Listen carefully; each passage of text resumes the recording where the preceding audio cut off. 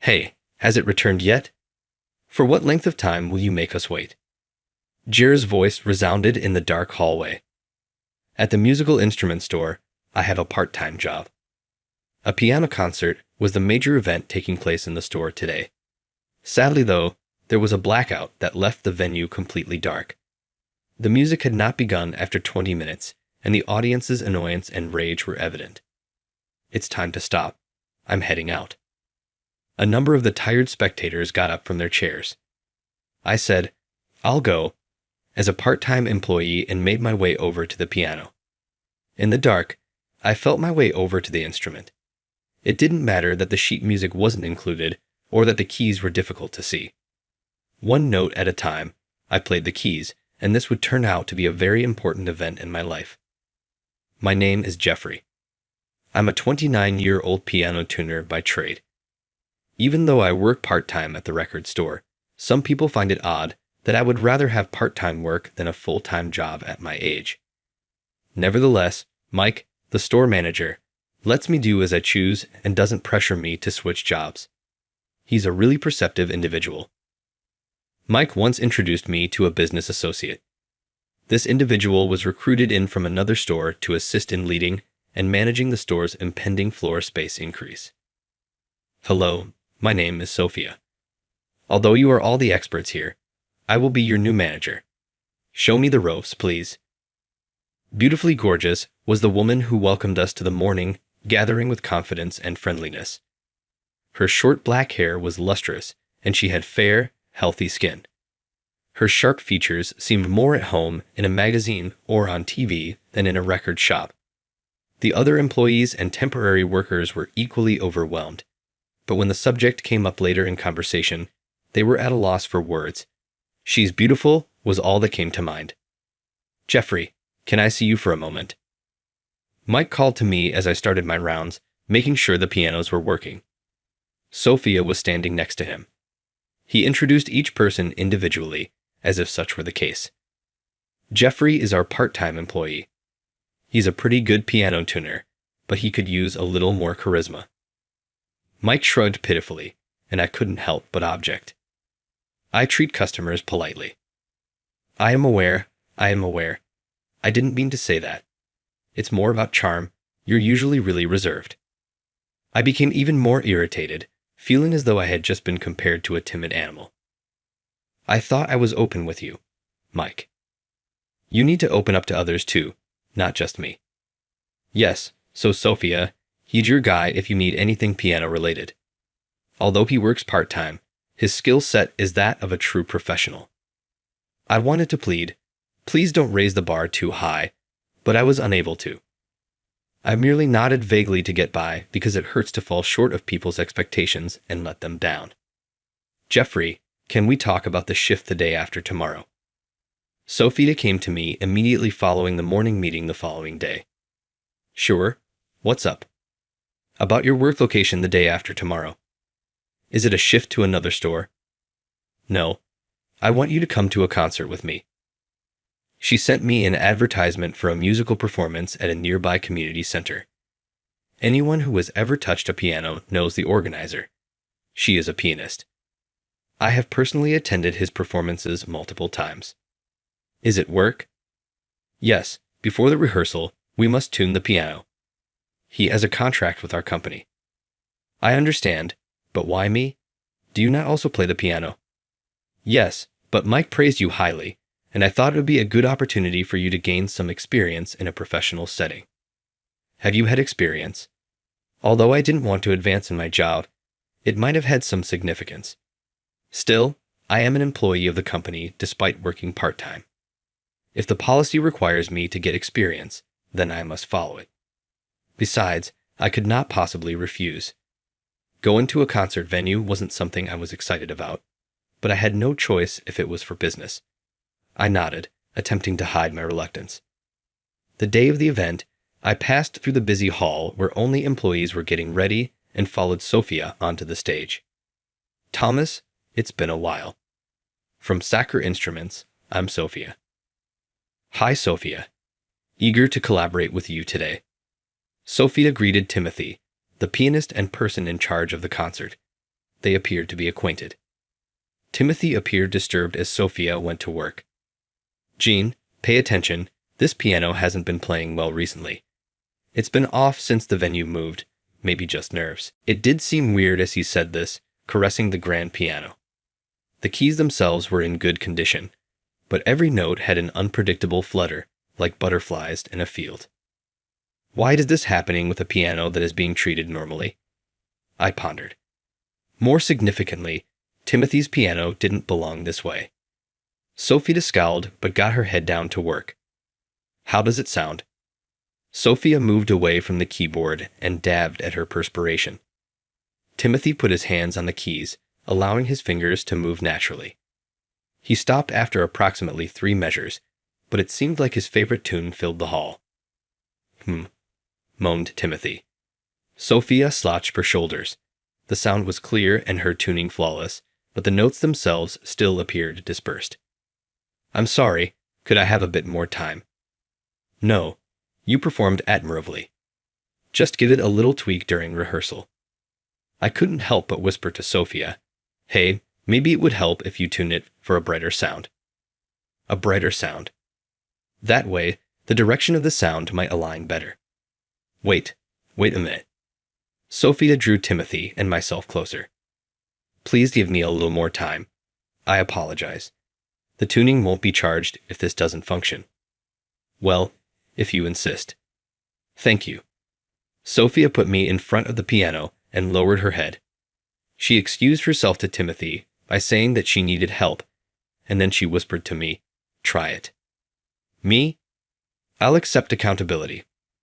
I touched the piano and reluctantly took the tuning tools. The moment I started to play the keys, I could feel the agony. Unexpectedly, the music was louder and higher. Timothy's observation regarding the piano's uneasiness seemed to be true. I was only using my fingers and ears to interact with the piano. I had no idea how much time had gone by, but in the end, I got a good outcome. "It's okay, your sound is the best in the world," I finally said to the piano. "I'm through." I spun around to find Timothy and Sophia staring at me in disbelief. Sophia had moved away from the piano entirely. Considering that she was meant to be tuning the piano, I questioned whether it was all right. Oh right, excuse me." Timothy took a seat at the keyboard. Beside me, Sophia remarked, "I couldn't interrupt you because you had such an intense focus." Beautiful melodies sprang from the piano like a song as soon as she spoke. The atmosphere of the piano seemed to have improved. With wide eyes, the music enthralled Sophia, who was standing next to me, and Timothy, who was playing the piano. For a while, Timothy's performance captivated me as well.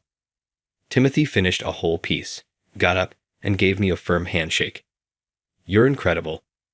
You made the perfect correction. I'm glad you're satisfied." With great pleasure, Timothy began his second piece and entered practice. With a breath of relief, we left the stage and found a bench in the foyer to wait for the crowd to arrive. I looked at the monitor throughout the rehearsal. After all, I was supposed to head back to the store, but Timothy begged that I stay and listen, so they got me a seat. Sophia gave me a canned drink after purchasing coffee from the vending machine. "Thank you." "No, thank you." Sophia sipped her coffee as she sat next to me. She looked like she was in an advertising, even with a can of coffee, and I watched, mindless. She glanced back at me, unperturbed by my stare. "Who are you?" "What are you trying to say?"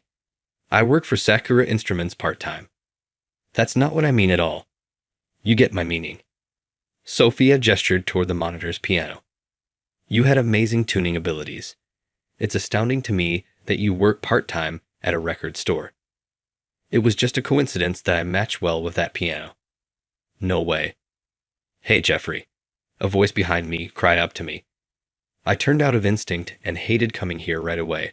Really. There was Jeffrey Isaac, one of my old schoolmates, leaning on a trolley filled with cardboard crates. "It's been a while. That means you're still playing the piano, huh?" "No, I'm doing other work." "Other work?" From the bag of tuning tools next to us, Isaac smirked and nodded wildly, as if he understood. It does make sense, yes. A failure who embarrassed himself couldn't possibly be a pianist anymore. What are you doing, Isaac? I tried to shift the conversation, ignoring his disparaging remark. Isaac ran a finger along the cardboard boxes, preparing for the launch. Tim and I work for the same agency. I'm in charge of distributing pamphlets at the reception today. You know, I gotta talk to the fans now that I'm becoming noticed. I'm busy because I'm popular. I see. I guess I better start going. Are you staying to listen to Timothy's performance? Yeah, I guess. So be careful not to feel too inadequate. You usually give in so easily under pressure. Isaac turned to leave a complete piece of wisdom behind. Sophia stood alongside me, looking as though she didn't know what to say. He was a classmate from music college. You went to a music college? Many people managed to get in. I believe you asked me previously who I was. I'm not really that great, but I did major in piano, so that's one thing going for me. I see. I went silent, not wanting to say anything more. Sophia stayed put, and the room was solely filled with the piano's sound coming from the speakers. Mike said you don't open up to people, Sophia muttered. But you open up to the piano. Should I let the piano in? Is that how it appeared? Why am I continuing working with pianos when I no longer play the piano? No, I'd rather not give it any thought. Even yet, her remarks stuck in my head till the end of the rehearsal. Now that we've successfully grown, our record store decided to throw a party to commemorate the reopening. We had a pianist on contract for a concert we were holding in a local hall, and the piano we used would be up for auction. All of it was Sophia's idea. Although I felt it was a risky decision, all of the seats were sold out well in advance of the event, thanks to the amazing pre-event publicity.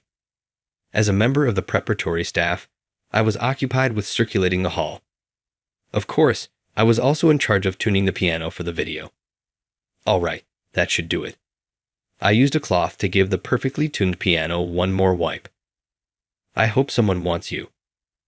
I pondered what people would think if they saw me sitting in front of a piano.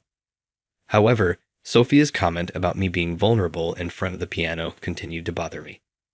It's true that sitting in front of the piano brings comfort. I still want people to recognize the beauty of the piano, even if I am no longer able to play. So maybe what she said wasn't so incorrect after all. The audience filed into the hall as the rehearsal came to a finish. The hall was almost packed, even though it was pouring outside. I remained backstage, prepared to take over should the piano break during the concert.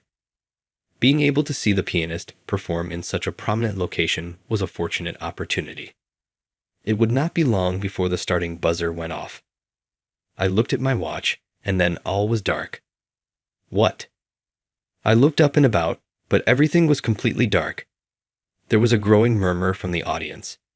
Employees ran through the hallway, holding phone lights and flashlights. Everyone, pay attention. We are currently suffering a blackout due to a nearby lightning strike. Please be patient as we attempt to restore power. An employee yelled at the crowd. A blackout is such a pain. However, backup generators should quickly restore electricity. After about 5 minutes, everyone was waiting in the hallway with only emergency lights on, looking a little nervous. However, the lights remained off.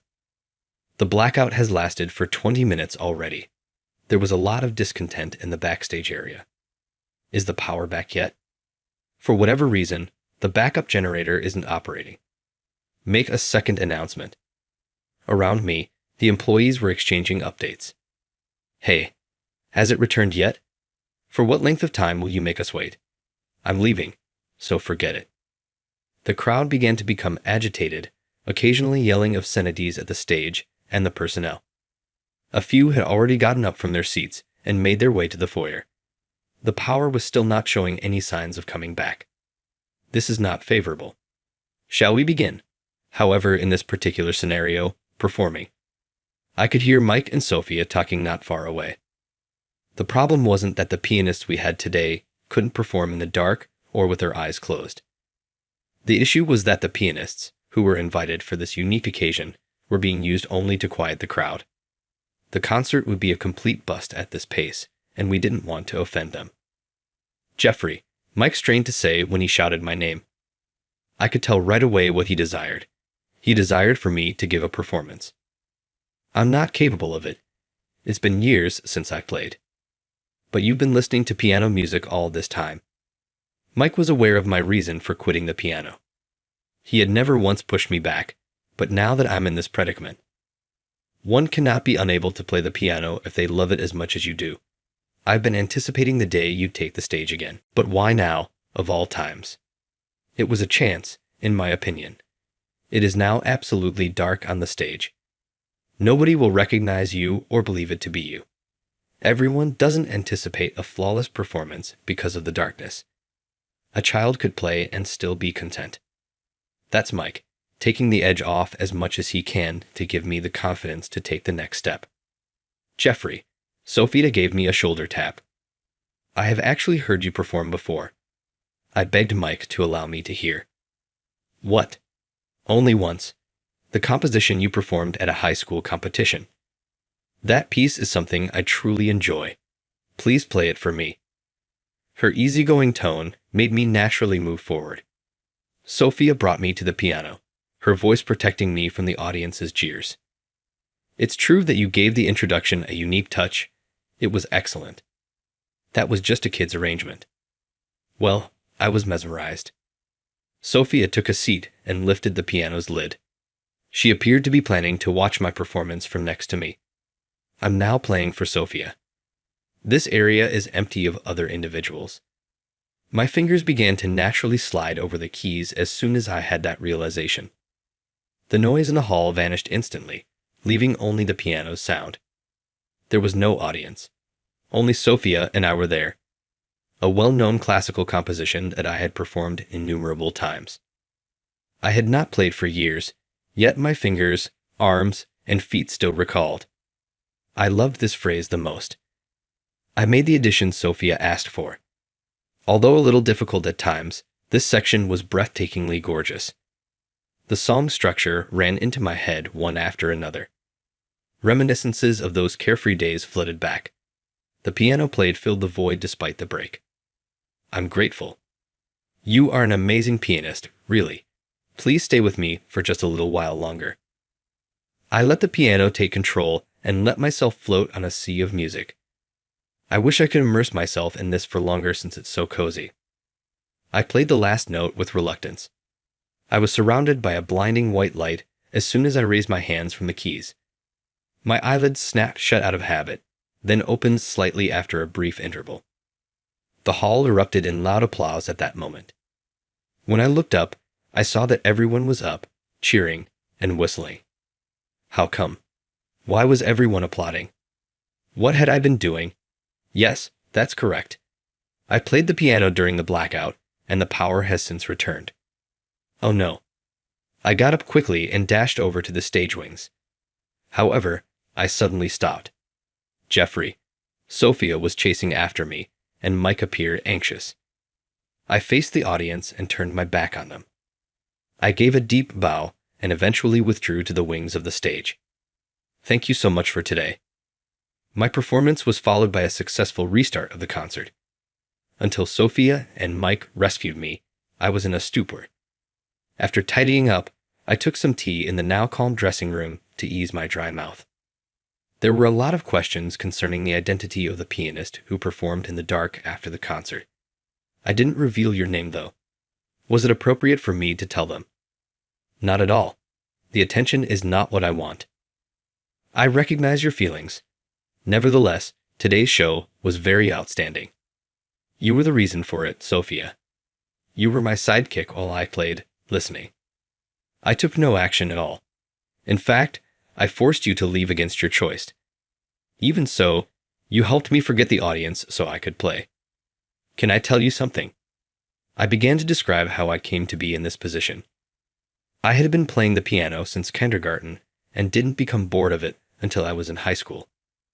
I had established a reputation as a student pianist in the profession by the time I enrolled in music college. About that time, I received my certification in piano tuning. I desired the ability to adjust the piano I performed on my own. I was unstoppable when I first started college. I won every tournament I participated in. I was even dubbed a genius pianist by others. Though I was pleased with my excellent review, I got most of my enjoyment from watching the audience's response to my playing. But right before I graduated, I ran into a brick wall. Isaac was that wall. We knew each other. We were classmates from the same college. I got chills when I unintentionally heard him perform at a tournament. His cadence was mesmerizing, both powerful and sensitive at the same time. He had been unknown up until that point, but he started to come into his own. He was also certified to tune pianos, and his performance in competition quickly caught up to mine. So when we participated in the same event, we would often compare notes. I didn't even place second. Isaac took first place. I came in 10th place. He proved how good he was in our first joint tournament.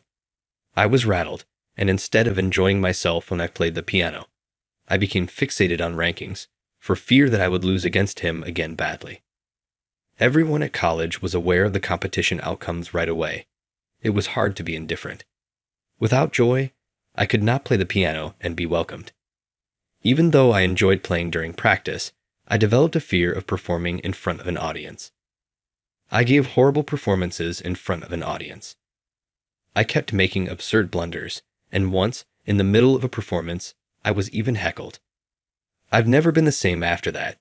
Public speaking has always been painful for me, and I stopped wanting to attract attention of any kind. Naturally, I had a terrible reputation. Friends I thought I had started being distant from me. My connections were, as it turned out, only motivated by my notoriety. While not everyone had that kind of attitude, I started to get suspicious of what other people really thought of me. Those who appeared happy might have been satisfied with my demise. I avoided being close to others because I was afraid of being intimate. I see. I apologize for forcing you to talk about such a traumatic event. Sophia was dejected when she heard my account. No, I'm sorry for burdening you with it. Why offer an apology? I appreciate you sharing that with me. It implies that you've given me a small window of access, don't you think? Sophia was correct, after all. I wanted her to know about my trauma, so I talked about it, and in a strange way, it didn't bother me that she did. I could play the piano again because of her, after all. Was it because you were unable to see how other people saw you that you were able to play earlier? That implies that you are fighting a war with yourself to see if you can continue to play.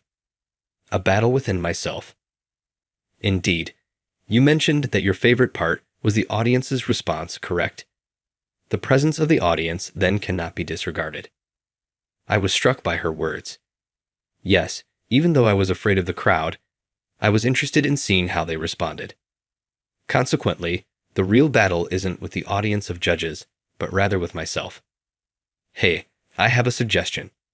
Sophia had a video playing on her phone. Even though the screen was black, I knew it was my earlier performance. So, the concert today was permitted to be recorded. If you're okay with it, Timothy wants to share this video he made on social media. What is the objective? Would anyone even be interested in seeing an unidentified pianist perform in the dark? Obviously. We want a large audience to hear this incredible performance. I want you to see the reactions and comments on the uploaded video to see how many people are touched by your performance. We'll keep your name private and cover your face. Do you think it'll work? I guarantee it. The video attracted a lot of attention, just as she said. Several compliments were left on the video, which was named a masterpiece in the dark during a power outage. Have you given it your all yet? People can be entertained by your piano playing. Sophia showed me the remarks with pride. She added that requests for interviews regarding the video have been received. Startled, all I could do was nod in memory of what had transpired that day. I developed a fresh drive to pick up the piano during the interviews. Sophia gladly suggested a number of performing opportunities when I spoke with her, beginning with little local events. Through a variety of contacts, I progressively got used to giving public performances. I like taking part in every performance where I could feel the audience's reactions firsthand, so I continued to do so. It was eventually discovered that I was the pianist for the gloomy performance, and Jeffrey the pianist quickly gained notoriety. Then Timothy offered me to attend a concert as a guest. I could never express how grateful I was to him for anything. Isaac naturally came over to say hello to Sophia and me in the foyer after rehearsal. I had stopped playing because of him, but my lack of skill was the real problem. I couldn't force myself to detest him despite his harsh words, so I answered without thinking back on my painful history. "So, you're performing today?" "Yes, with gratitude to Timothy." "Isaac, are you also performing?" "No, I'm not on stage right now." "By the way, I heard that Sakura Instruments would be performing with you soon. I could perform as well if you told me." "Oh, right." Sophia, clapping her fists as though she remembered something, broke off Isaac's sales presentation. "I finally learned about you in the previous issue with Timothy's piano. Is it not something you did?" "What? What topic are you discussing?" "How do you mean?" "It seems that he stopped another piano tuner from working on Timothy's instrument, saying he would do it since they worked for the same company. Having some standing in the agency, no one ventured to stop him. Those who saw it said he adjusted the piano's pitch to fit his playing style." "What? Why was the sound so strange?" "The playing techniques of Timothy and Isaac are completely dissimilar. Why would you act in such way?" Presumably, he made the decision to become a tuner before his deteriorating abilities were noticed. This is more than simply a hunch. It is also predicated on data from the agency. Yes, that appears to have been on point. I almost made a mistake in front of Timothy, but you saved me. Jeffrey came to the rescue, but I told the agency about it because I thought it may harm our reputation. You have a bad reputation among the workplace gals, by the way. When your name is mentioned, they all pull faces, pressuring dates, groping inappropriately, and disparaging Timothy. I also reported everything. No way. Isaac's complexion become white.